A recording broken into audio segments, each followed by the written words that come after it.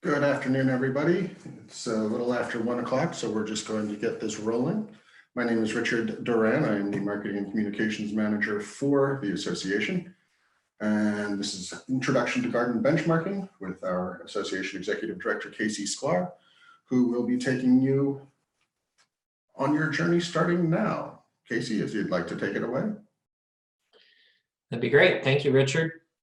As I mentioned to you previously, for those of you guys who may be just joining, there's a chat feature on the bottom of your screen.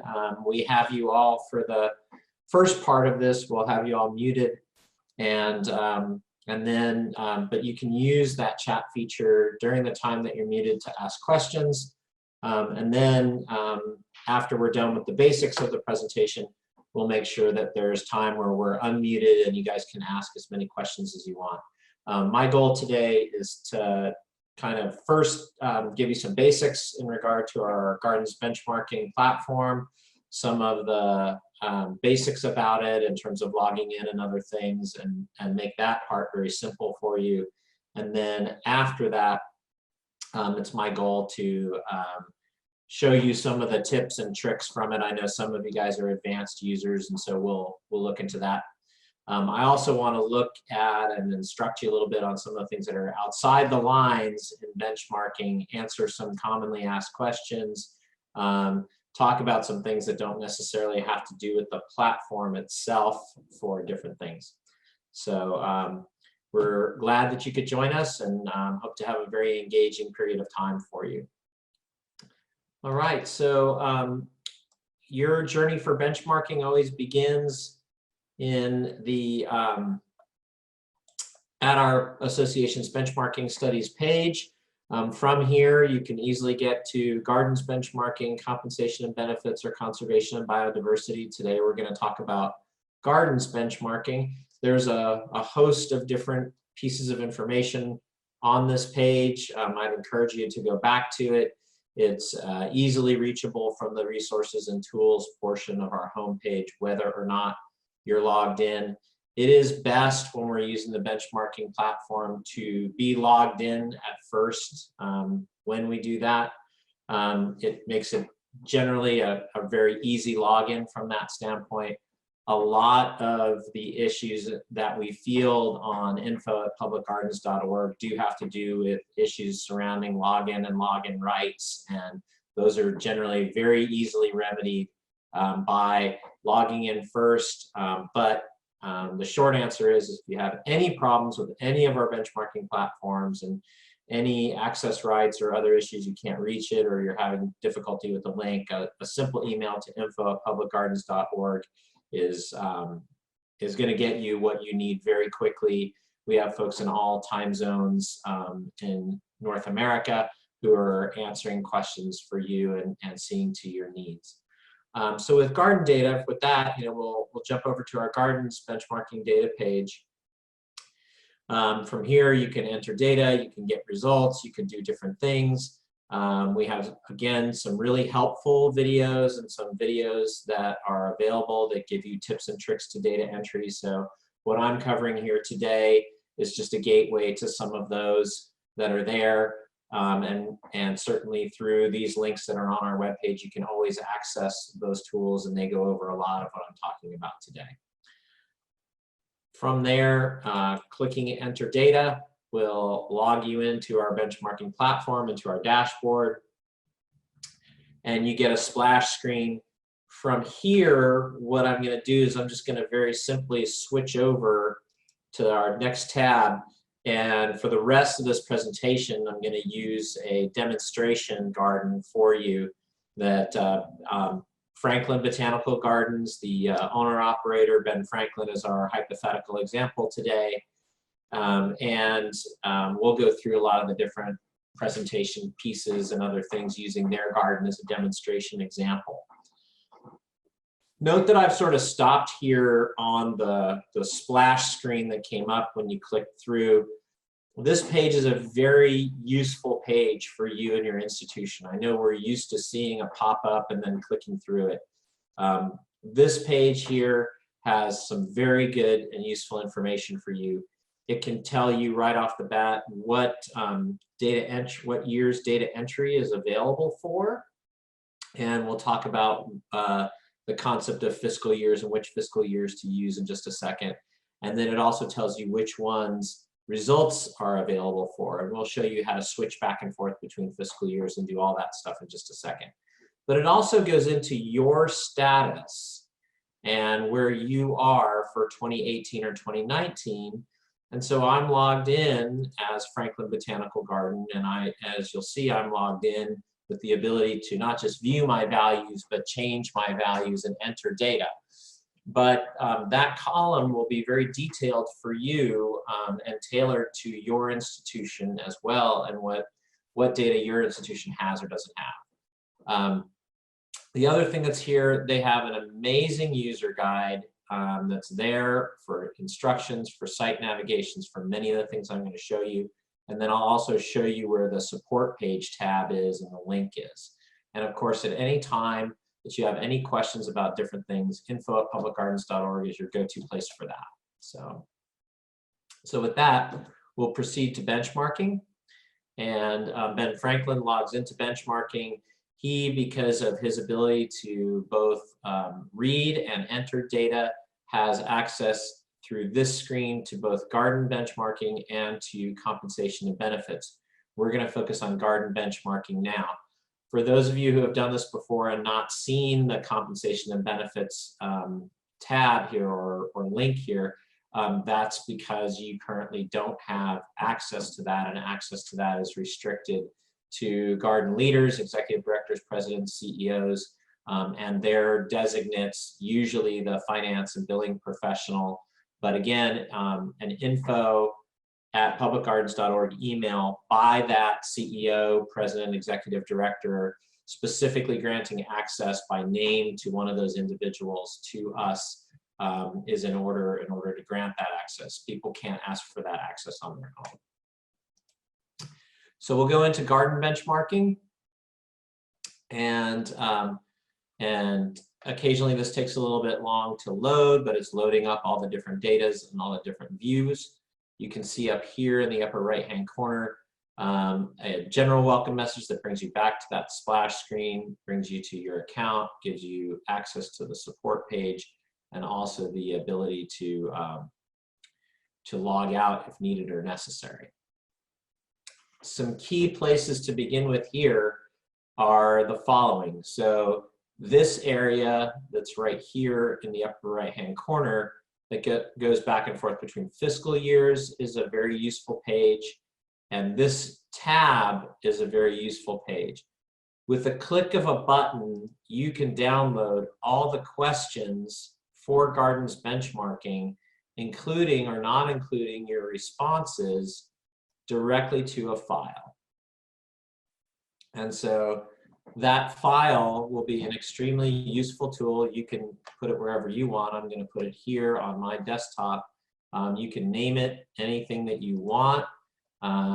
It's currently called export. You can name it and note it and denote it because it comes as an Excel worksheet. So you can talk about what to use or how to use it for. So I'll just call this one Franklin 1. And I wanted to focus on this because we get a lot of questions about can I take notes in the questions and come back to it. Because every single garden's unique, it's generally better if we don't do it that way.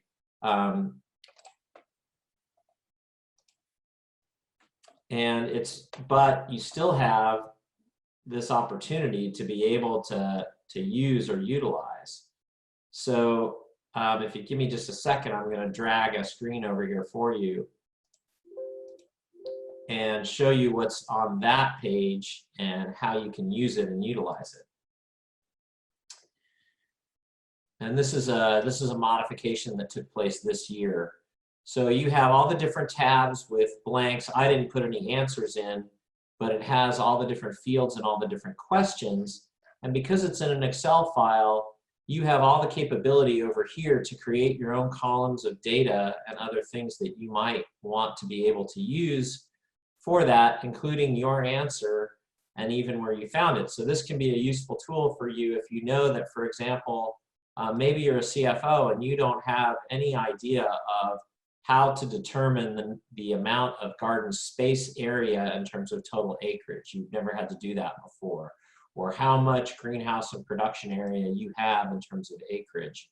You can job this over, you can send this part of it over marked up to someone, you can comment in it, you can keep your notes and keep track of your notes that way. So for example here, you can say, look, I sent to Betsy Ross, who's my production foreman, and keep track of what you needed and also where you got it from. So again, it can be a really useful feature for delegating the task, because oftentimes if we're going to fill out gardens benchmarking, you can fill out as much of it as you want, but if you're trying to get more and more and more information, you might find yourself hunting down different places and different resources. Certainly for things like acreage and for plants and plant information, I'd send you over to your facilities or to your horticulture folks, and they'll have that information probably kept separately than they might have in the administration office in terms of total numbers. Your HR professional might be the one that you have for, say, staffing information and staffing questions. I'm going to go ahead and zoom this up for you a little bit.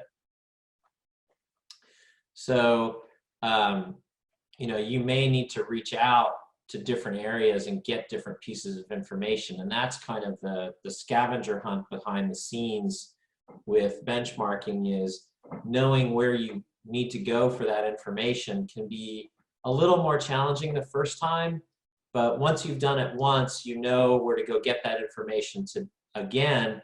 And if that information hasn't changed, I'm going to show you how to do that in just a second. And that's really easy, because then you never have to go back as long as that information doesn't change. You can copy it from year to year to year quite easily. So that's the power of the download questions feature. You can also download just a portion of the questions in other platforms as well, and you can do them as CSV or PDF formats, however you would want. So the second most popular question, and then we'll dive into some of the things that the platform can do, is what fiscal year do I use and what fiscal year should I use and how do I determine that?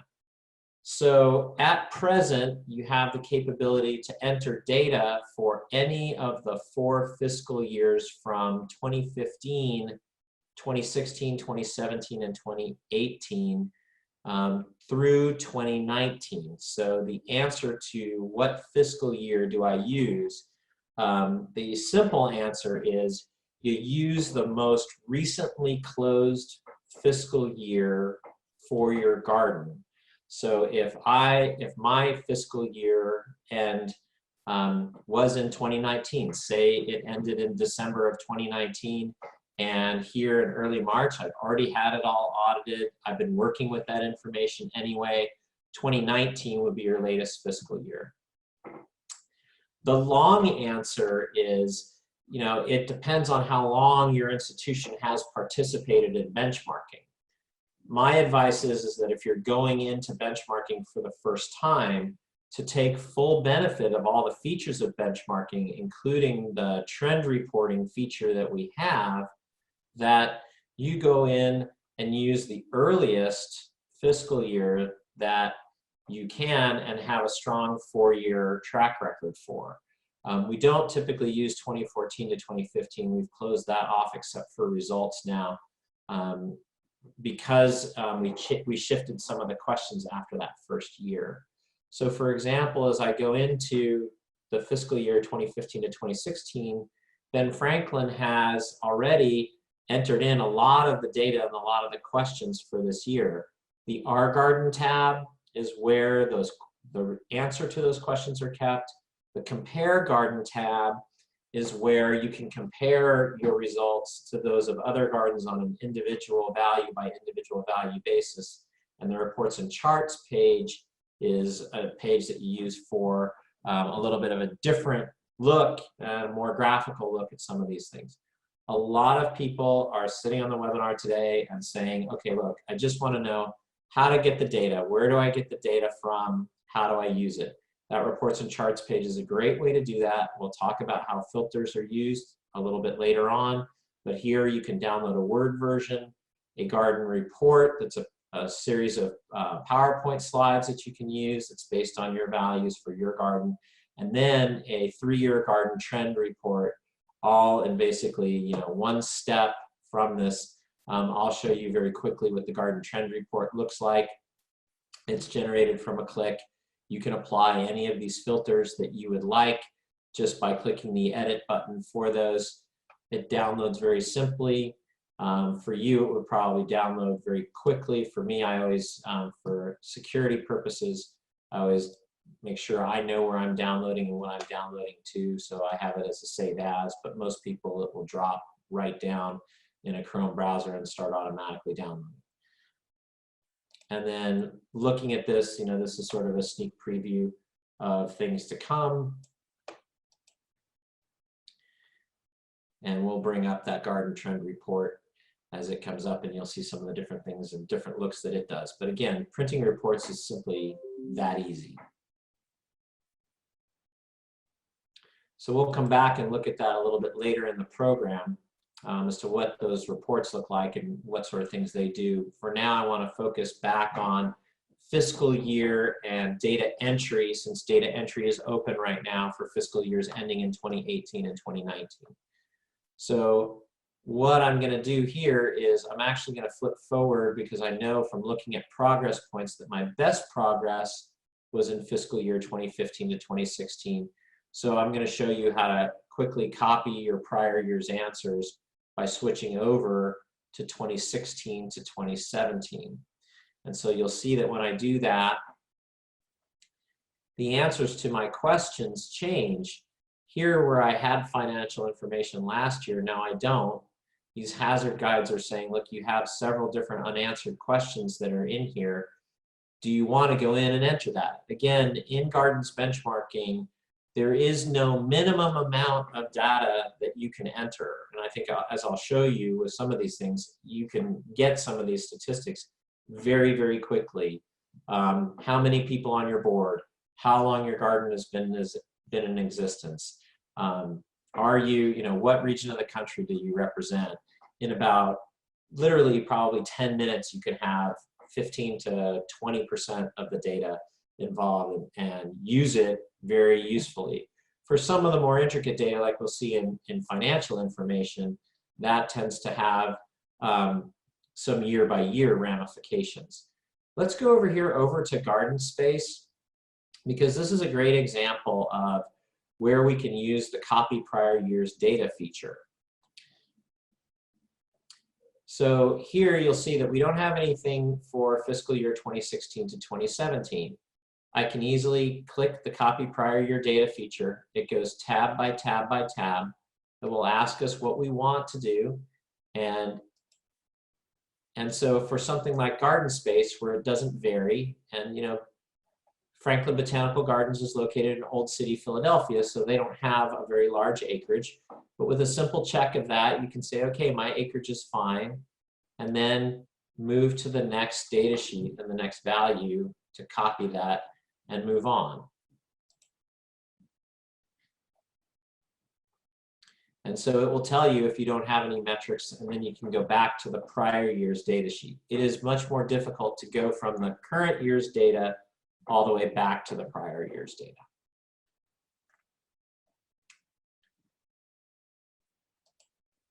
So let's jump back fiscal years for a moment, and we will go back to the Our Garden tab. And again, these tabs are all repeated up here. And we'll look at garden comparisons next and what we can do in garden comparisons.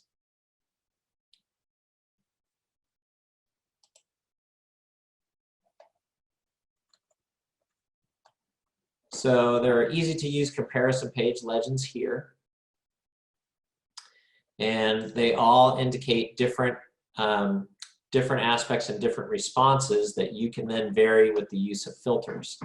So here in blue is the garden's answer. So Franklin Botanical Garden has $1.9 million in annual operating revenue. It has it ranks currently on the 25th percentile for donation revenue from individuals, but it ranks in the 87th percentile for corporate sponsorship revenue up in here.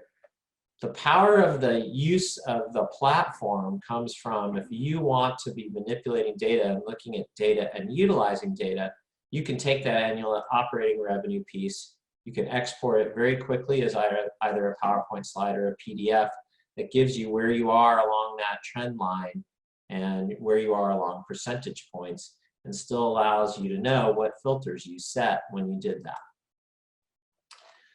Setting a filter is extremely easy. So let's say that in this case, Ben is interested, like a lot of gardens are, wants to determine things in terms of annual operating budget. And so he's interested in knowing gardens between 1 million and say 3 million, so that he can kind of benchmark himself more against his peers. With a simple change, you can do that, and you'll see that your filter settings created a subset of how many accounts, and so there's 31 questions displayed on this page with an average of 27 responses. So you know that where before there was a larger subset, now you're down to a smaller subset. You need to have at least 5 in a subset, or if you don't have that 5 in a subset, the platform won't return any data. This also preserves the confidentiality and compensation and benefits benchmarking, for example, so that you can't find out what values are attributed to any one garden. It's always a pooled aggregation of the data from 5 or more gardens that you're able to see. But I will show you how you can compare yourself with your peers in just a moment. So you can see now that shifted Ben amongst his peers and his gardens operating revenue up a little bit from where it was before, and it shifted the median point for all gardens. And it also shifted his donation revenue from individuals, or I should say the garden's donation revenue from individuals, down from 22nd position to 10th percentile. Ben's going to have to talk to this development person and talk about planned giving and some of the other things. But sponsorship revenue, it looks like they've been working very well with many of their corporate sponsors and other sponsors, because that then moved them over into the 97th percentile. So you can see how just a subtle variation makes things vary. So maybe Ben, being in Old City, Philadelphia, and their garden has some very high expectations for population. So he wants to know, or in terms of gardens that have 1 million or more visitors a year, what that does.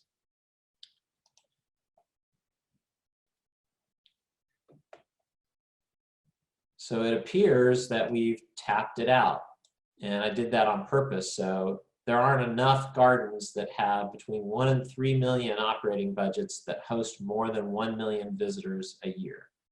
So we can take that off. We can add, let's say what he was really interested in was gardens with less than 100 acres.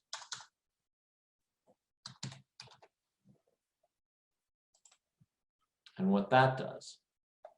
Now we've ruled down to 21 accounts, and again, the data gets filtered further. So hopefully that has answered a lot of the questions. And again, once we check those filters also carry over to the reports and charts feature. So if we have some of these done, if we want to say, okay, let's look at the total annual visitation again, or let's look at the total number of staff again. We're a small garden with a small operating budget. Let's see how we do with gardens that have paid staff of in between 1 and 100 attendees. And I want to run my reports on that. You can easily do that. The garden summary report in a Word format returns a more tabular look at these data. The garden report and the garden trend report, as I mentioned before, have formats in PowerPoint data. And so the PowerPoint data and how it's utilized and what we do, this is a garden trend report, for example. We didn't use any filters for it, but there's a complete guide to how things are displayed in trend charts. And so we can see that, you know, the 75th percentile of growth, for example, in annual operating budget has grown for the gardens in the 75th percentile. Ben is very close to the median and is tracking the median of growth well, whereas there are a few gardens at the 25th percentile that have been more flat in terms of their annual operating budget trend over the last several years. Let's look at one where Ben's not necessarily doing anything. So for example, this can look at donation revenue per development FTE. So, you know, Ben's development person has some challenges with what's going on in their life, or something else is going on there. Or, you know, just maybe he doesn't have a development professional, or he's classifying a quarter of his time as being dedicated toward development. You can see the general trends for all institutions and see that this is one area where Franklin Botanical Garden, for example, isn't up to snuff. But there are lots of examples of where they can be up to snuff. For example, possibly opening a gift shop or tapping into sources of earned revenue could be there for Franklin Botanical Garden. So I've gone over some things for roughly about 20 minutes that the platform can do, shown you a couple of examples. Definitely wanted you to see things that you may or may not have seen in hunting around for yourself. I wanted to show you a couple of advanced features of the platform that you might consider using to gain greater clarity for what you're capable of doing. And so I've shown you filtering. To me, one of the more advanced uses, there are two advanced uses that I want to talk to you about in terms of what you do. So the real power to me of gardens benchmarking is to not only, you know, track where you've been, but track where you're going. So just as Ben was going down the hallway to talk to their development professional and say, you know, you've really been slacking and what's going on, the development person opens the door, and let's say the development person is, you know, another one of our great founding fathers. Will say it's, you know, John Adams, and John Adams says, you know, oh my gosh, or, you know, I was working with Betsy Ross and we just landed $1 million donation. So now we have $1 million more to be expecting in operating revenue. And even better, Ben, it was operations. It didn't have any restrictions on it. It was wonderful. So now, you know, Ben becomes very interested in knowing what gardens that are in between, say, 3 million and 5 million are doing. So the capacity to project forward is an extremely valuable capacity. So we can vary that field. You're not just tied to where you are as a particular garden. You're able to use it to do some trend forecasting about what gardens that are like yours can do or can't do.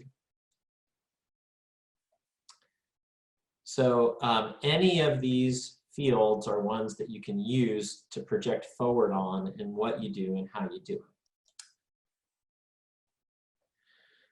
The other true power of this organization is we're always asking ourselves, well, how are our other institutions doing, and where do we track in terms of some of our other peer institutions?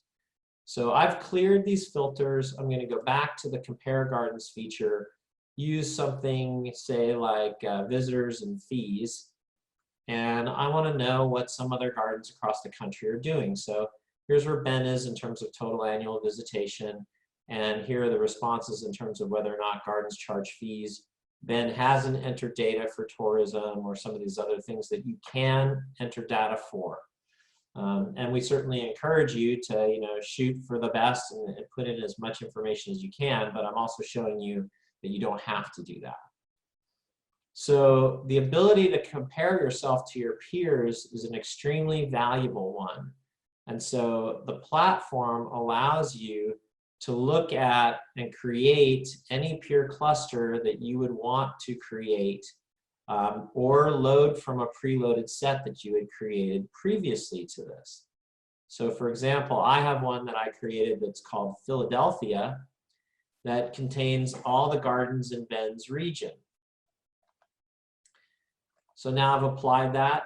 I know that there's at least 5 responses per garden and a subset of 21 accounts. That's altered where Ben's annual visitation is amongst his peers. A couple of these questions don't have enough data to show that. And then gardens charging admission fees obviously starts skewing a little bit different as well.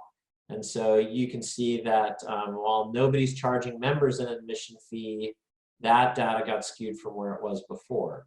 And then we can easily jump to any one of different variables. So for example, in the garden's details area, we can see in looking at oversight, Ben may be frustrated with his or her board, want to know where Ben stacks amongst his peers in terms of the number of board members. He's in the median. Whereas if we clear that, it might be different. The ability to create a peer cluster, though, is a really, really valuable one. So you can also edit existing ones.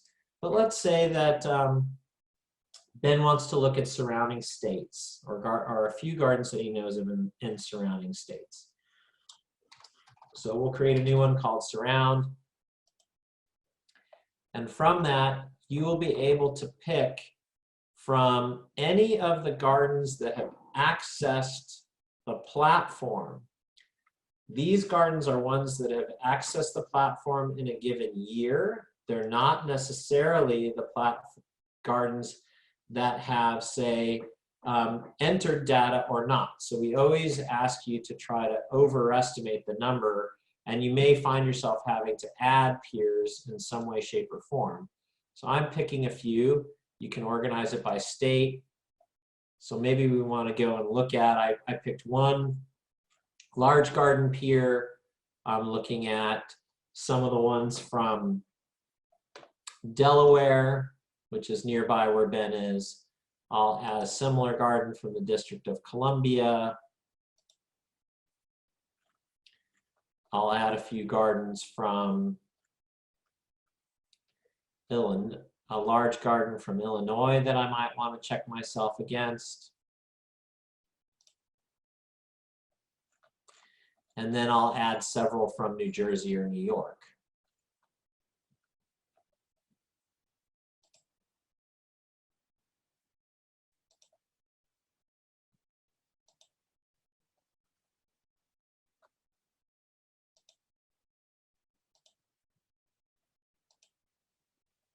So now I've got a good cluster of 12 peer institutions to look at.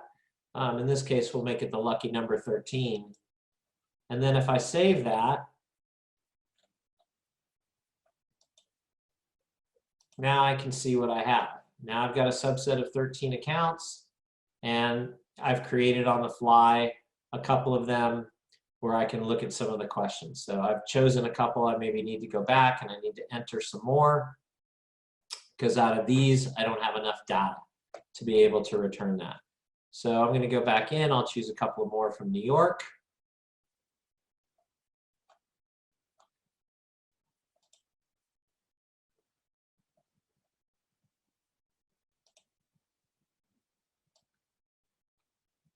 So I can get the values that I need.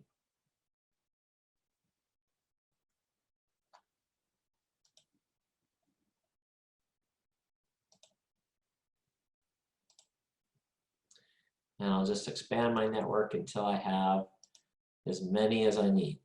We'll focus more heavily on New York this time.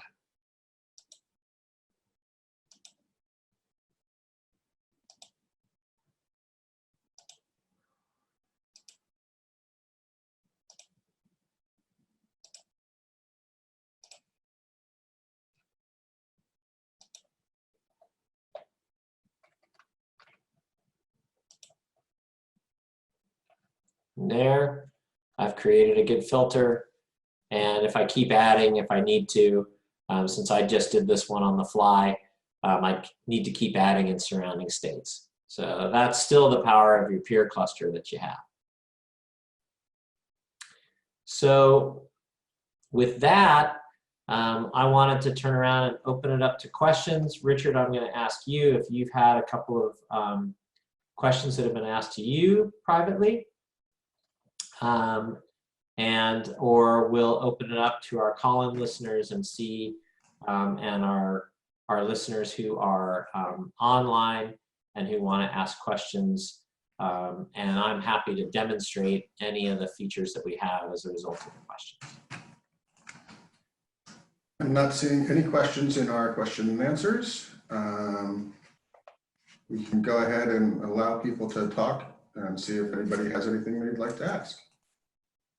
All right. So Richard, if you'll unmute everyone, and you'll want to check to see if you had muted your own phone. I will take questions from you all, or I will pick on some of you all that I know may have specific questions about specific things, since I know that some of you may have some questions that might be more advanced or might have something different in them.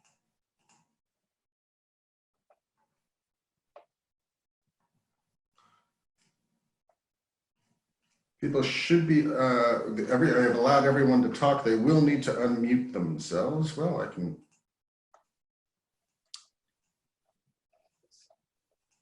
All right, so I'm going to go back into that peer cluster feature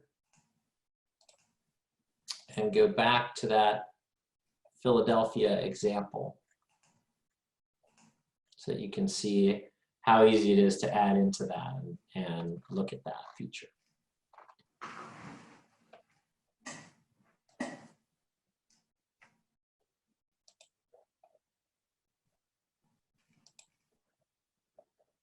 Richard, it appears that everybody's still a little bit muted except for our phone callers. I have been clicking unmute on everyone, but it also is their preference. So. All right, so I'm going to call on Stephanie Banks. So Stephanie, what question might you have for me today? Sorry, I was busy sanitizing the microphone. Too soon. I don't. This is the second time I've been through this webinar, and I learned a little something new for both times.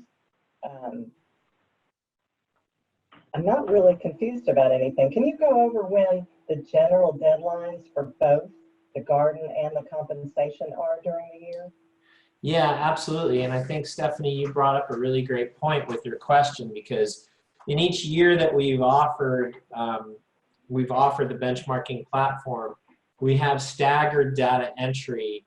And so this year for fiscal 2018-2019, we actually have gotten on what I think is going to be the regular schedule going forward, which is to open up data entry for gardens benchmarking, comp and benefits, and conservation and biodiversity benchmarking, and basically use Q1 for data entry for everyone. That's not to say that, today I'm going to announce that everybody has only 2 weeks to enter their data. It's to say that, that's the general schedule that we're hoping to get on going forward. So I would anticipate that by, say, end of April is probably going to be a deadline. The way that this works in functionality is that we really don't feel comfortable opening up a year for results and comparisons until we have enough data entry from all of you to be able to do that. So that's one of the reasons why we've staggered it. The other thing is that as we've looked at gardens that have fiscal year closes, we've come to see that probably about 48% of them have calendar year fiscal years that end in December. But we do see pulses at other times of the year. So the fact is that a garden can enter data at other times of the year to do catch-up years. So, so while I would encourage you, while the data is still fresh, or you have a fiscal year's worth of data, to put it in there now, the more gardens that put their data in now, and the more friends you encourage at other gardens to put their data in now, the faster we'll be able to open up 18 and 19 for gardens benchmarking and for comp and benefits. Got it. So thanks, great question. My only other comment would be a particular challenge for us is the fact that we're a public-private partnership. So I didn't know if anyone else who's unmuted and willing wanted to give their tips and tricks of teasing the information out of the municipality piece of their. Yeah, that's a great question too, Stephanie. And I would open it up to anybody else who wants to say anything about it, and then I'll add my comments. But I'm going to defer to the brain trust that we have assembled here to see if any one of you want to talk about how you do it. How do I do it? Well, no, I'm saying, like maybe Matt or someone else who works Yeah. with another public-private partnership wants to offer their wisdom. Ours actually changes from year to year depending on the temperature of how they're feeling, on how easy it is or how reticent they are. Yeah. So I would say if Matt or no one else wants to offer that up, my philosophy on it is this.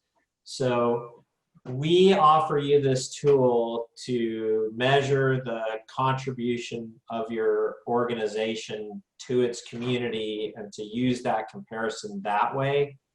So I always look at the different components of the business, if you will, and encourage people to try to, if you can, come up with pooled estimates of that contribution. So for example, if we're looking at comparing gardens and staffing, and you're part of a public-private partnership, and the HR function, for example, is a part of that administrative staff is handled by the city, if you're a city partnership entity, then it's good to record that estimate in there for the purposes of comparison's sake. We're not going to come back and audit those results for you. We want you to be able to use it, because if you're moving toward a place where you're considering privatizing, for example, and moving to a full 501c3 structure with, say, just a lease, but no other city contribution than just that, you'll have a good and a better trend estimate at that time of what's been happening. Thanks. But the answer is totally up to you. We've even had to do that with really far-flung enterprises. The question about different sites, garden sites, gets asked. So if I have more than one site, how do I handle that? And again, we're allowing you to determine that. And then I would say that would be something that you would just want to be consistent with year to year to year, whatever you choose to do. And if you choose that you want to backtrack, just be consistent about that year to year to year and backtrack appropriately so you can look at those trends. So Sarah Edmonds had a question about visitor data, and she said, our garden is a part of a larger institution. Would I use all visitors' data even if they don't specifically pay entry to see the garden, or would that skew data? So to give you a really good comparable, Sarah, I would say that Smithsonian Gardens, of which there's no admission fee, they tally all the folks who are passing through their site as appreciating their garden. So they are using all visitor data. And if you say are a part of a museum, a history museum, or a different cultural arts enterprise, but they're appreciating the grounds while they're coming to or from that institution, I would use that visitor data, especially when there's no paid entry to the garden. We get over 120 million visitors a year to our gardens. I really don't think that you're going to skew that data. And it's great for us to be able to say that. We're able to say that in a very powerful way and a very motivational way. So hopefully that answers your question, Sarah.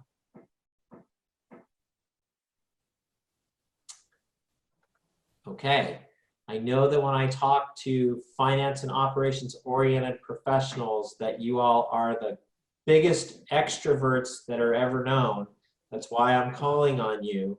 So this is your moment. I'll take the second one of you that thinks that somebody else is going to ask the question first.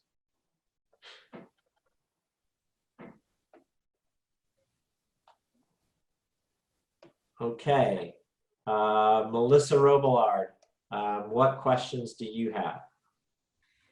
Okay, so sometimes I find confusion on answer some of the questions, and do I put it in this bucket or that bucket? And so sometimes we second guess where we're putting it. So I think it's more of an observation on my point that maybe we should be bouncing some of our questions off to each other more frequently when we're filling these out. Sometimes we're just trying to rush to put them in, and when I run the numbers afterwards, I'm like, oh, did I put it in this bucket or should it have really been in this bucket? Yeah, I think that's a great question. And Melissa's bringing up a really good thing. You know, this page is a really good example of that in terms of how we apportion out FTEs, particularly if we're an organization that has some people who are multitaskers. And I would say that, again, the principle of consistency applies, that if you've done it one way and you make that abundantly clear in your notes that you're going to follow the same process every year. The blue text here describes where you might want to put different functions and different things in paid staff. This often comes up as a question when we're talking about different forms of revenue. And I would say that for us, our guidance, you know, we can give you what guidance we've given to different institutions about something different that may not have an easy categorization.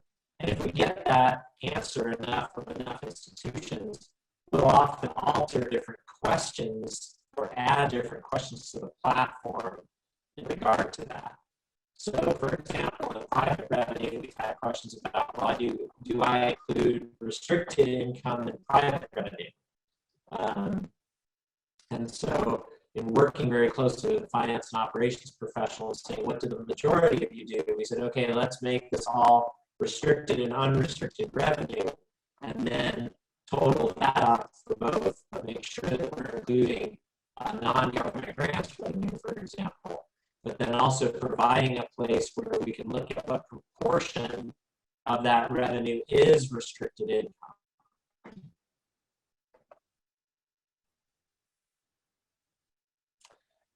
Okay. So I'm getting word that my audio is coming across a little bit strange. I'm going to take this time to ask for a final round of questions for today. And know that we're always here and always available.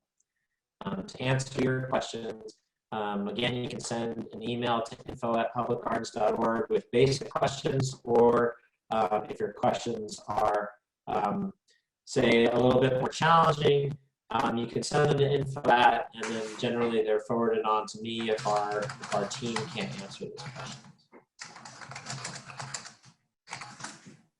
All right, well, Richard, if my audio continues to be a little bit wonky, as you've told me, I'm going to hand it back over to you for wrap up. It did tend to improve there at the end there, but we'd like just to thank everyone for coming today. We are going to be starting the other webinar shortly. It is a different link, so if you are registered for that, you will need to log in. Again, if you do have any questions, info@publicgardens.org is your friend, and we are all your friend here at the association. And we'll be back online in a couple of minutes with compensation and benefits. Thank you again.